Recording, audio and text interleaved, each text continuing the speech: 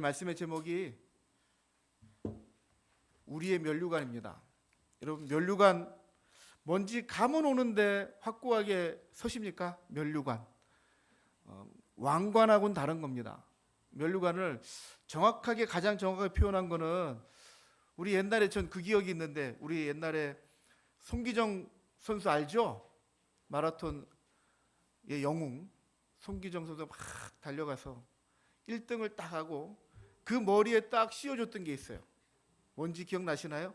요즘은 이제 올림픽에도 그걸 안 하는데 옛날에 그랬단 말이죠. 뭘 씌우죠? 월계관. 그 월계관이 이 면류관에 가장 적합한 표현이에요. 누구에게 그 월계관을 딱 씌워주죠? 1등한 사람한테.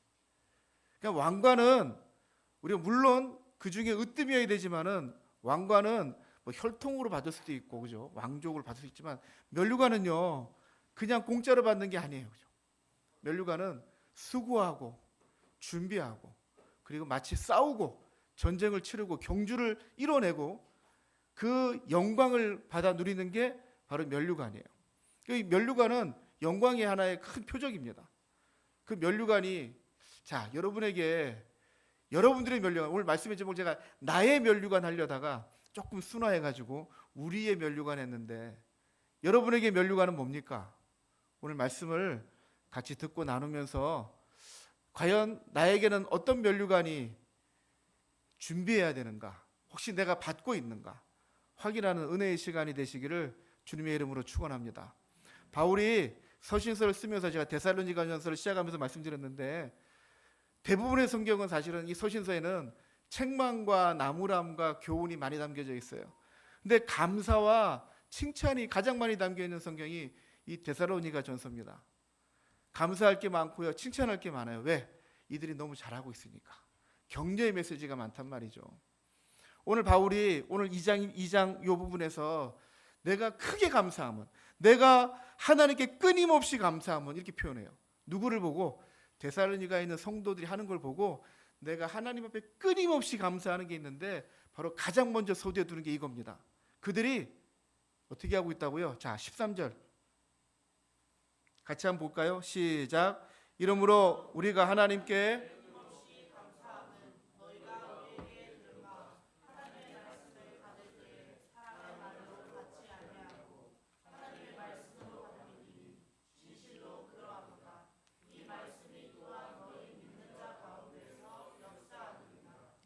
우리가 전한 것, 바울의 일행들, 우리 1장 1절에 서두에 등장했던 바울과 실로아노와 디모데, 그들에게 전했던, 그러니까 우리가 그들에게 전했던 말씀들을 뭘로 받았다고요? 하나님의 말씀으로 받았다고요.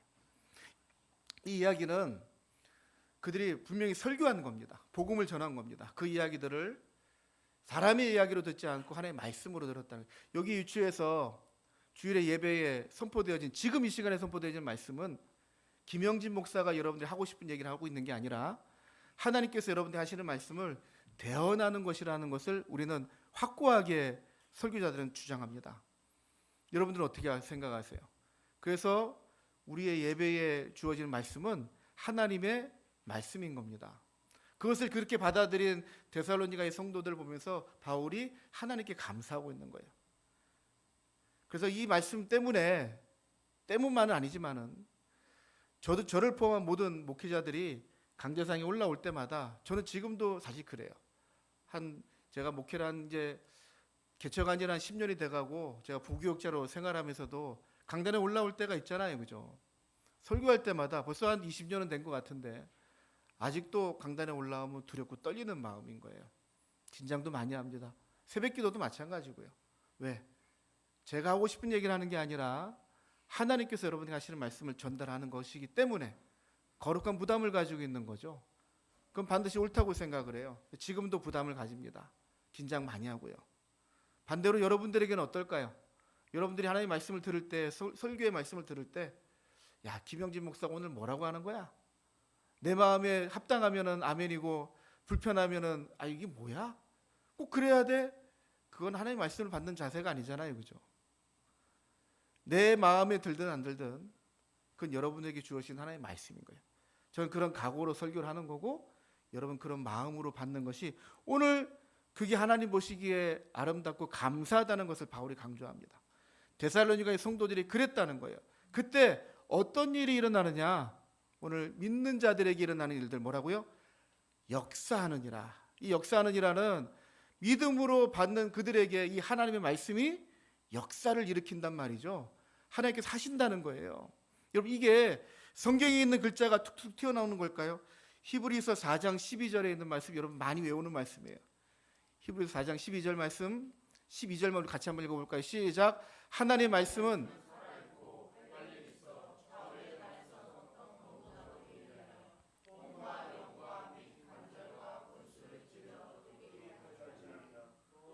마음의 생각과 뜻을 판단하나니. 아멘. 여기까지 끊고요.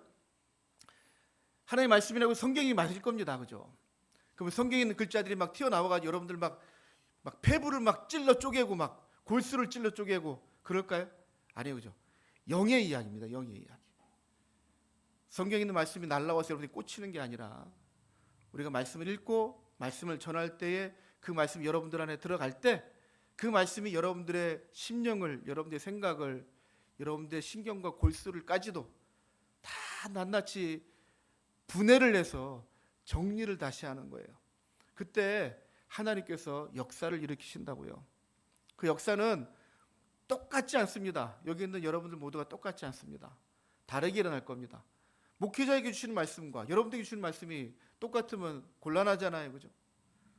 그러나 여러분에게 꼭 맞는 말씀들로 여러분들의 생각을 건드리고 여러분들의 마음을 건드리는 거예요. 이건 김영진 목사가 뭐 감동적인 얘기라고 있는 게 아니라 하나님 여러분들을 건드리시기를 바라요. 그 말씀을 여러분들이 하는 말씀을 받을 때 그런 일들이 어떤 일이 일어날까요? 여러분 우리는 기대를 많이 합니다. 믿음을 가지면은 하나님이 산을 움직인다고 하셨고 겨자씨만한 믿음만 있어도 나무가 풍성한 나무가 된다고 하셨는데 근데 우리가 믿음이 가지고 있을 때 일어나는 일들이 결코 그렇지만은 않아요. 그렇지 않은 일들이 더 많이 일어나죠. 믿음의 역사가 일어나는 그 증상들 가운데 오늘 바울은 데살로니가에 있는 일들이 눈에 확 들어옵니다. 근데 그것도 감사하는 거예요. 왜요? 그게 바로 믿음의 역사의 시작이니까. 데살로니가에 환난과 핍박이 일어납니다. 근데 그것을 바울이 어떻게 표현하냐면요. 너희들도 우리하고 똑같이 일어나고 있네. 우리가 유대인들에게 핍박을 받고 있는데 너희들도 똑같이 일어나고 있네. 그 일에 여러분 은연중에 가만히 보면 그거를 감사하고 있어요. 왜냐하면은 우리가 세상 살아가는데 믿음을 가지고 살아내니까 막 복받고 막 복권이 당첨되고 막 이러는 게 아니라 굉장히 이상이 좀 힘들어져. 좀 잘 되는 것 같은데 뭔가 자꾸 브레이크 걸리기도 하고. 왜 그럴까요? 오늘 말씀에 유대인들은 어떤 존재였냐? 15절에 보니까 주 예수와 선지자들을 죽이고 예수 믿는 사람 예수님을 죽였단 말이에요. 이 세상은 예수님 오실 때에 기적을 보고 죽은 사람 일어난 걸 봤는데 표적을 다 봤는데도 결국은 예수님을 죽여요. 그게 세상이에요. 세상은 예수님을 좋아할 수가 없어요. 왜? 세상엔 죄가 만연하거든요. 그걸 뒤집거든요. 불편하기 때문에 예수님을 핍박하고 예수님 죽였어요. 예수님만 죽인 게 아니라 예수님을 주장했던 선지자들을 다 죽이고 그리고 그들이 또 누굴 죽이고 있느냐? 바울과 바울의 일행들을 계속 쫓아다니며 죽이고 있단 말이에요. 그런데 너희들에게도 그런 일들이 일어나고 있네. 그게 정답이다 얘기하고 있는 거예요.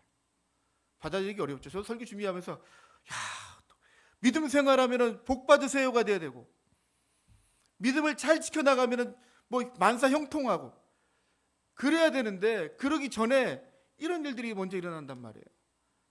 세상이 예수님을 십자가 못 박아 죽였는데 우리가 예수님 믿는다고 하는데 박수칠 그런 세상이 아니잖아요. 우리들에게 감당해야 될 몫이 있단 말이에요.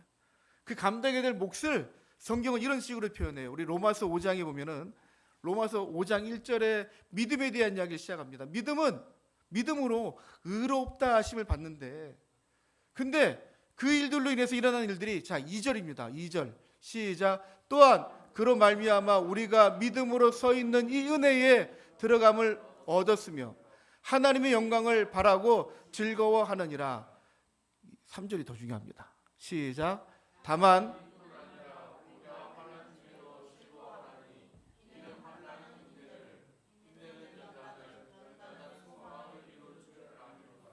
아멘.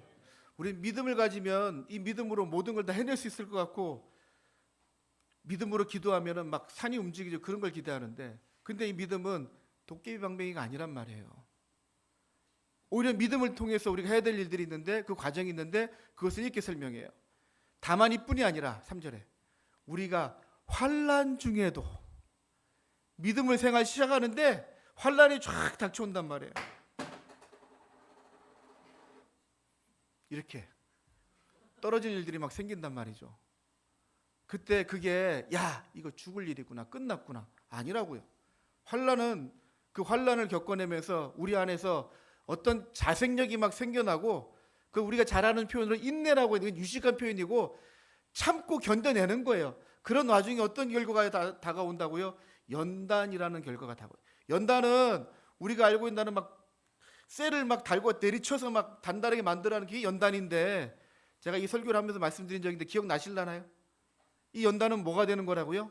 성숙해진다고. 성숙. 그냥 쇠 덩어리 녹여가지고 두들기는 게 연단인데, 헬라어 표현으로는 그게 연단이 바로 성숙해진다고 표현한다고요. 우리의 믿음이 여러분 기도하는 대로 펑펑 다 돼 보세요. 여러분들이 얼마나 교만해지겠어요. 내가 기도하니까 다 돼. 내가 기도하니까 다 이루어졌어. 여러분, 목사도 아마 엄청 교만해. 그 교만의 극치가 뭐냐면은 바로 이단들이에요. 뭐 신천지 뭐 이런 존재들이 원래 교회 목사였던 사람들이 많아요. 기도하니까 되거든요. 자기가 하나님이 돼 버렸어요. 근데 하나님 왜 저들을 그냥 두고 있을까? 자, 그건 나중에 마지막 요 부분 정리하면서 그 부분이 나와요. 자, 그들이 이 일들을 해 나가면서 믿음을 생활하면서 아무리 형통해 가니까 계속 죄를 쌓아가고 있는 거예요. 근데 우리들에게 믿음을 쌓아가는 중에 일어나는 일들이 환난이라고 표현하고 고난이라고 표현하는데, 그 고난은 우리를 뭘 만들어 간다고? 진짜 믿음의 사람들로 성숙해지도록 다듬어가는 과정이란 말이죠. 이게 여러분 훈련이 없으면은요 어떤 결과가 가져올까요? 믿음의 사람들이 다 훈련의 과정이 있었어요. 우리 모세도 마찬가지고, 또 뭐 누구 다윗도 마찬가지고, 그 자리에 오르기까지 얼마나 수많은 시간들의 고난과 환난의 때를 지나옵니까? 그걸 딱 견뎌냈을 때 진짜 대단한, 중요한, 훌륭한, 그리고 우리가 본받을 만한 믿음의 선배들의 역할들을 다 하고 있는 거예요. 그 과정을 거치지 않고는 언제 무너질지 모르는, 똑같습니다. 여러분, 고난 가운데 기뻐하는 사람이 누가 있겠어요? 그런데 이 바울이 말이죠, 그 고난을 겪어 나가는 거예요. 매를 맞아서 죽을 뻔한 적이 수차례고, 풍랑을 만나서 죽을 뻔한 게 또 수차례고, 근데 끊임없이 가고 있어요. 왜 그렇게 가고 있을까요? 그건 이제 마지막에 결론적인 나오는 얘기고, 하나하나를 쭉 겪어 나갑니다. 그러면은 이 고난이 끝이 보여야 되는데 계속 그런 일이 나고 있다. 끝은 나중에 볼 거고요. 여러분, 만약에 여러분이 믿음 생활을 쫙 하려고 하는데 어려운 일이 자꾸 생겨요.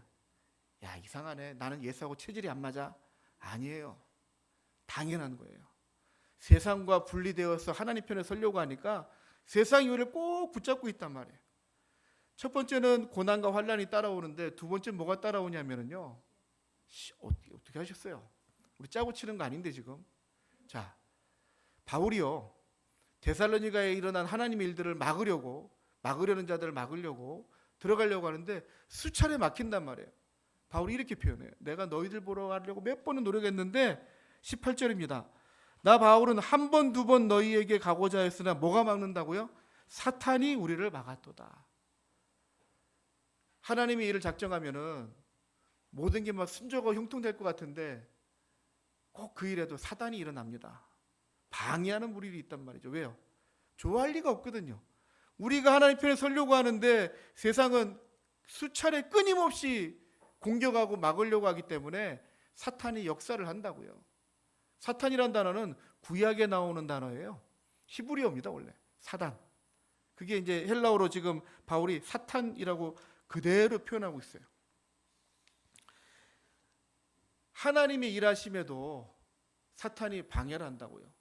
그걸 가장 적나라하게 잘 표현하고 있는 게 다니엘서 10장에 가면은 이제 다니엘이 나라를 위해서 기도를 쫙 합니다.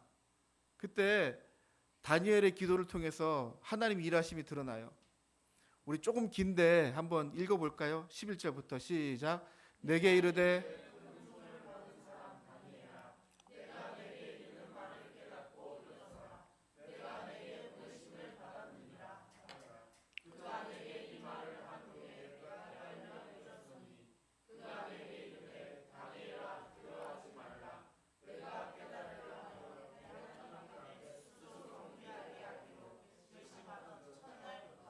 내 말에 응답 받았으므로 내가 내 말로 말미암아 왔느니라. 13절. 그러던 바사 왕국의 군주가 21일 동안 나를 막았으므로 내가 거기 바사 왕국의 왕들과 함께 머물러 있더니 가장 높은 군주 중 하나인 미가엘이 와서 나를 도와주므로 이제 내가 마지막 날에 내 백성이 당할 일을 내게 깨닫게 하러 왔노라. 이는 이 환상이 아멘. 지금 요새도 많이 하고 있죠. 다니엘 기도회. 서울의 오륜교회에서 다니엘 기도하는 거 막 전국적으로 전 세계적으로 막 이렇게 방영을 합니다. 그게 며칠 동안 하죠? 21일 동안 합니다. 그 21일 동안 하는 근거가 바로 이 말씀 때문에 그래요. 다니엘이 기도하고 있습니다. 다니엘이 기도를 시작할 때 하나님은 이미 결정을 하고 자, 가브리엘을 보내서 이걸 정리하려고 보내셨는데 가는 중에 누가 막는다고요? 바사 왕국의 군주. 그러니까 이 왕이니까 그 나라의 왕일 거야. 아니, 이거 영적인 얘기입니다. 지금 사탄이 천사가 하는 일을 막으려고 쫙 올라온 거. 근데 이 천사는 전령이고 이 바사 왕국 군주는 이거는 전쟁하는 사탄입니다.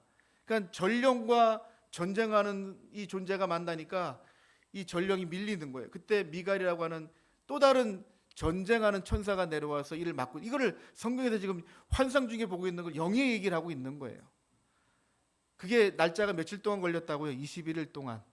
계속 가브리엘은 내려오려고 하고 이 사탄은 계속 막고 있는데 다른 존재가 와서 이걸 이기고 이제 와서 다니엘이 하는 얘기를 다니엘 환상 중에 본 이야기를 성경으로 기록한 겁니다. 21일 동안 그 자리를 지켜야 하기 때문에 다니엘 기도회 21일 동안 하는 거예요. 자, 이 근거는 뭐냐면은, 이 이야기는 무엇을 가지고 있느냐 하면은, 우리가 기도하고 하나님 결정하시는 일에도 사탄이 방해를 한단 말이에요. 우리가 믿음 생활을 정말 잘해보려고 시작하면은 하나님이 기뻐하시는 것 그만큼이나 사탄은 반대로 이제 당신의 자기의 이 족속들을 빼앗기니까 끝까지 물건들이 붙든단 말이에요. 그러니까 여러분들이 하나님 앞에 서려고 할 때 막으려고 하는 무리들이 있는 게 당연한 거예요.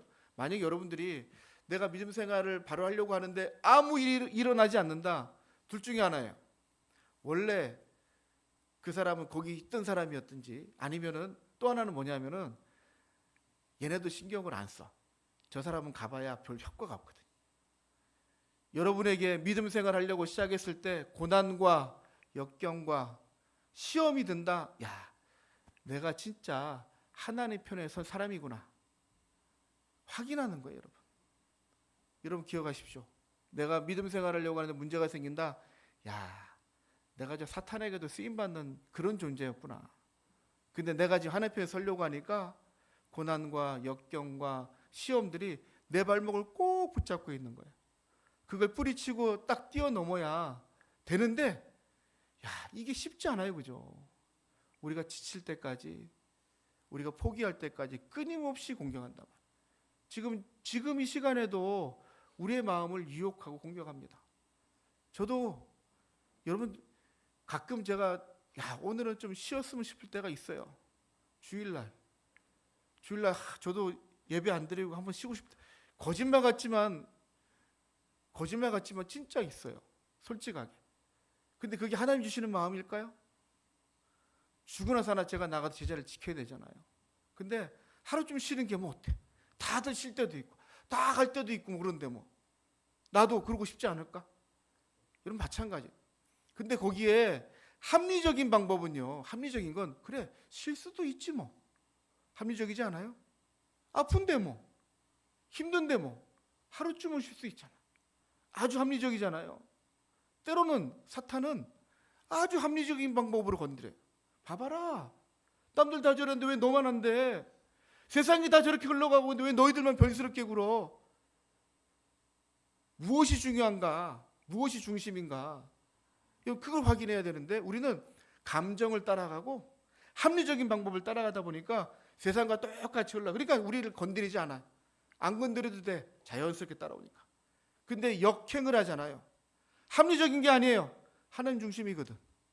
세상의 생각이 중심이 아니거든요. 돌아오거든요. 그러니까 자꾸 방해하는 것들이 생기고 우리 육신을 괴롭히고 아프기도 하고 다치기도 하고, 그때 야, 이거를 뛰어넘어야 뭔가가 생기는데 그걸 뛰어넘기는 게 어려운 거예요. 그런데 여러분 너무 걱정하지 마세요.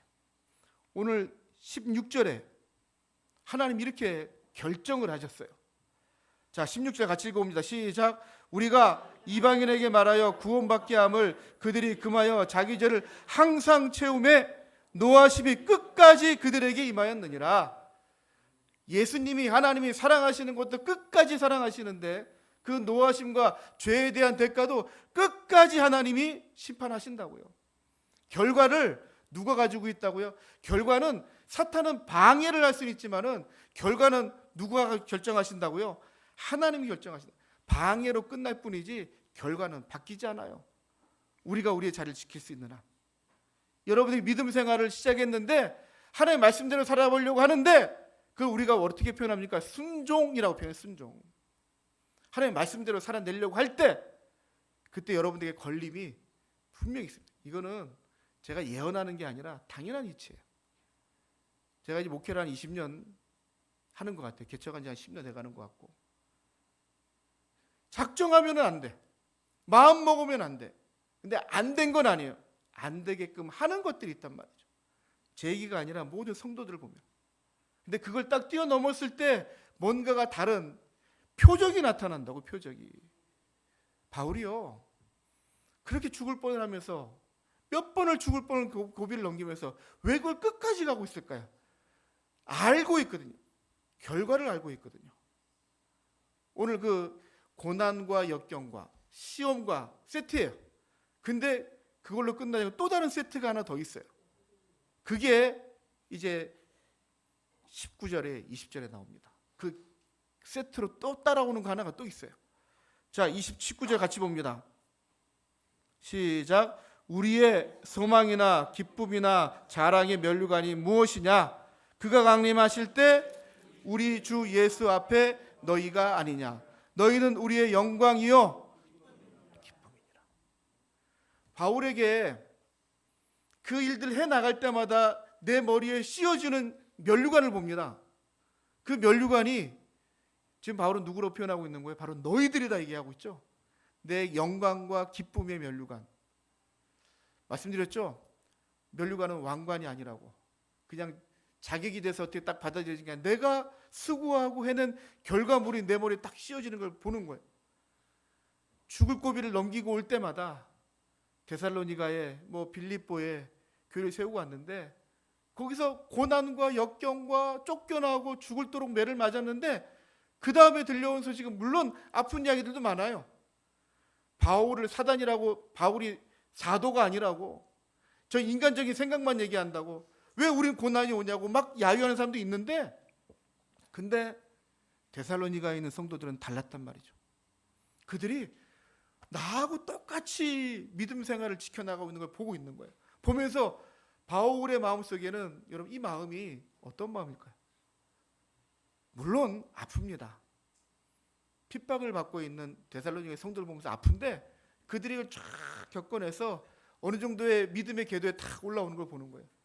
그걸 보고 바울은 감사하고 기뻐하고 하나님께 영광을 올려드리고 있는 거예요. 결론적으로 바울의 면류관은 데살로니가의 성도들이었고, 만약에 바울이 지금 데살로니가만 보고 있는 게 아니라 이 온 열방을 보고 있다면은 또 얼마나 기뻐할까요? 그가 뿌렸던 복음의 씨앗들이 쫙 펼쳐져서 이제 그 열매를 맺고 있는, 그리고 또 다른 면류관을 쓰고 있는 또 누군가를 보고 있는 거예요. 바울은 그래서 제가 보기에는 이 바울 미친 거 아니에요? 그냥 거기에 정착해도 되는데 또 떠나고 또 떠나고, 죽을 각오를 하고 로마에 가고, 죽을 각오를 하고 서버나라고 하는, 지금 지도로 본다면 스페인인데 거기까지 가는 거예요. 근데 그 중간에 끝에 있을 그 면류관을 분명히 기억하고 있습니다. 그런데 하나님이 그것만 보여주시는 게 아니더라고요. 대목대목에 지금 데살로니가 전서 속에서도 나는 너희들을 보면서 내 머리에 씌워질 면류관을 상상하고 있는 거예요. 자, 사랑하는 성도님들, 제가 시작을 하면서 질문을 던졌어요. 그죠? 여러분들의 면류관은 뭘까요? 여러분들이 막 복음을 뿌려서 제자들을 양성해서 바울처럼 그런 사람들을 만들어서 내 머리에 면류관, 물론 그것도 여러분 완성시킬 수 있다면 너무나도 감사할 거예요. 근데 저는 말씀 묵상하면서 저에게 또한 여러분들에게 씌워져야 될 면류관은, 여러분 뭘 상상하세요? 오늘 말씀 제가 묵상하고 준비하고 다 끝냈는데 하나가 딱 매듭이 안 되졌었거든요. 근데 오늘 아침에 오늘 9시 예배 때, 9시 반 예배 때 어떤 어르신 부부가 한 분 오셨어요. 근데 딱 뵙는데 이게 확 마음에 와닿네요. 여러분들의 면류관 중에 제가 사모했던 말씀이 하나 있거든요. 잠언서 16장 31절에 여기 없어요. 지금 여기 없는데, 백발은 영광의 면류관이래요. 백발은 영광의 면류관이래요. 그 의미가 뭘까요, 여러분? 백발은 지금 세치를 얘기하는 거 아닙니다. 나이의 연륜이 꽉 차서, 우리 어르신들 70대 어르신들 계시는데 우리 어르신들의 머리가 하얘지는 그게 하나님의 영광의 면류관이라네요. 그 의미는 여러분들 삶에 그 쌓여 있는 그 흔적들이 쌓여서 그게 여러분들에게 하나의 큰 작품이 돼버린 거예요. 여러분들의 인생이, 여러분들이 살아가는 가운데에 일어나는 모든 일들이, 주어지는 일들이, 여러분 내가 믿음으로 시작을 했는데 일어나는 일들을 내가 하나 겪어내요.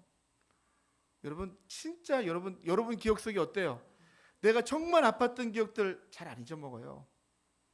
정말 좋았던 일들도 잘 안 잊어먹는데 제 기억은 그렇네요. 아팠던 게 제일 기억에 남네요. 그렇지 않아요? 내가 가장 힘들게 겪었던 그 시간이 가장 기억에 남아요. 그 기억이 우리들에게 약간 믿음의 환란을 가져오고, 환란이 인내를 가져오고, 인내가 뭘 가져온다고요? 연단이 다 가져온다고요. 그 다음에 소망이거든요. 저 여러분이 믿음을 생활하려고 준비하고 있는데 환란이 다가와요. 그걸 다 겪어내잖아요. 분명히 또 시험이 옵니다. 내가 이만큼 해냈는데 왜 이거밖에 안 돼? 그런 식의 시험들, 사탄이 공격을 한다고요. 그 단계를 딱 넘어서고 나면은 준비되어 있는 게 이 하나님의 예배하신 면류관이에요. 근데 거기까지 가려면은요, 뭐가 남아있냐면요, 내 몸에 믿음의 흔적이 남아있단 말이죠. 아팠던 상처들, 제 몸에, 이제 우리 가족들만 아는데 제 몸에 상처가 굉장히 많거든요. 그거 절대 안 잊어먹어요. 잊어먹을 수가 없어. 여러분 저 이렇게 생각해요. 남자분들 성경에 할례를 하잖아요. 할례는요, 남자의 생식기를 잘라내는 겁니다. 매일 확인합니다. 소변 볼 때마다. 우리 미성년자들 있지만은, 미성년자들 없네 여기는. 있네. 한결이가 와가지고 복용수술 하잖아요. 절대 안 잊어먹어요. 화장실 갈 때마다 확인하자, 확인.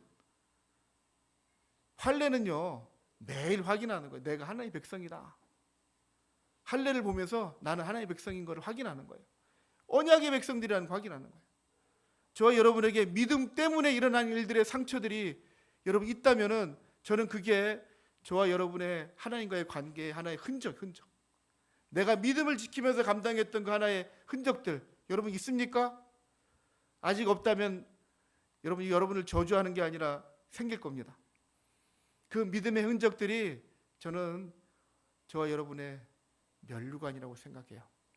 내가 믿음을 겪어내면서 감당하고 남은 내 몸의 상처, 내 마음에 아팠던 이야기들. 근데 그걸로 끝나지 않아요. 그걸로 끝났다면 그건 시험이에요. 그걸로 끝나지 않고 하나님께 분명히 훈장 같은 걸 딱 달아준단 말이에요. 야, 저는 그렇게 생각해요. 바울이 끝까지 할 수 있었던 이유는 마지막 때 영광만 본 게 아니라 하나하나 해 나갈 때마다 데살로니가를 보면서 야, 너무 기쁘고 너무 감사해. 하나님께 끊임없이 감사한다잖아요. 이들을 보면서. 이게 바울에게는 저 먼 미래에 있을 그 영광이, 그 면류관이 이미 이만큼 다가와 버린 거예요. 그걸 보고 또 힘을 내서 나가는 거예요.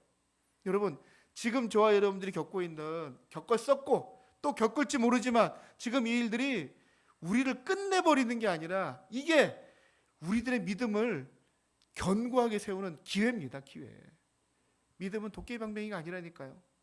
우리가 실천하고 감당하면서 내 몸에 단단하게 세워지면서 때로는 운동으로 해서 근력을 키워야 되는 것처럼 내가 단단해지지 않으면 여러분 안 돼요.